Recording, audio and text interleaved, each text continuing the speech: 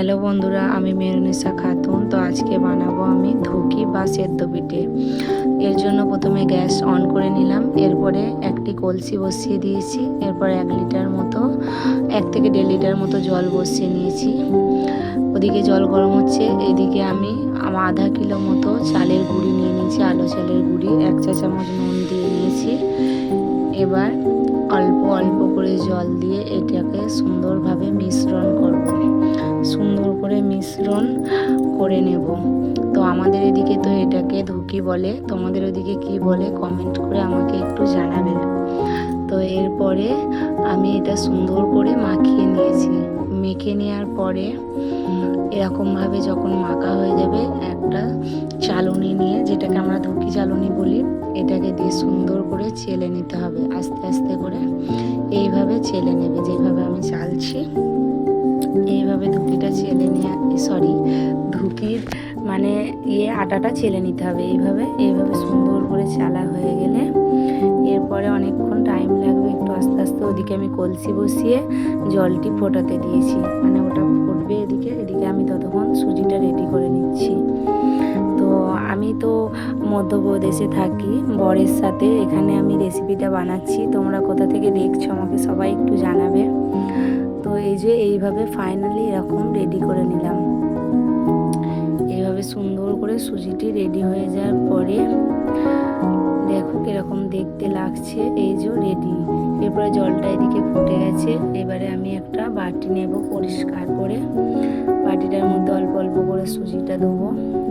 এরপরে দেয়া হয়ে গেলে গুড়, যেটা আমি দেশ থেকে এনেছিলাম, খেজুরের গুড়।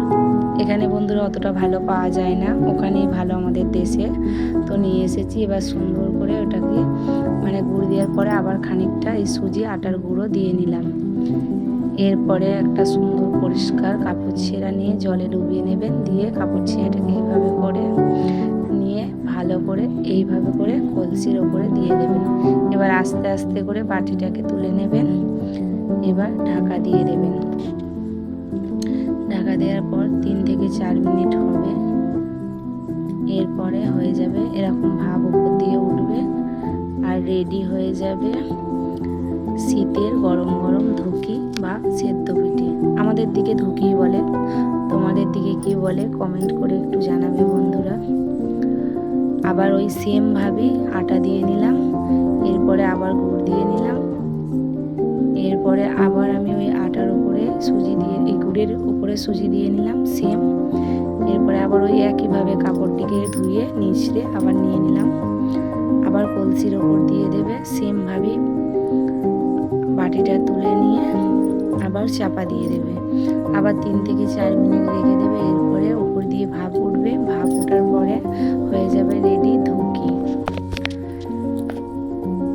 এবার আলো করে কাপড়টি ধরে নিয়ে নেবে, হয়ে গেল ধুকি রেডি। তো আমার রেসিপিটা তোমাদের কেমন লাগলো কমেন্ট করে জানাবে। আমার ভিডিও যদি তোমাদের ভালো লাগে লাইক কমেন্ট শেয়ার করে পাশে থাকবে। যেহেতু আমার নতুন চ্যানেল, নতুন নতুন রান্নার ভিডিও পোস্ট করছি, যদি কিছু ভুল ত্রুটি হয় একটু অ্যাডজাস্ট করে নেবেন। ভুল ত্রুটি হলে আমার ভিডিওগুলো যদি আপনাদের ভালো লাগে সাবস্ক্রাইব করে আমার পাশে থাকবেন প্লিজ। পরের ভিডিও দেখার জন্য ফলো করে রাখবেন।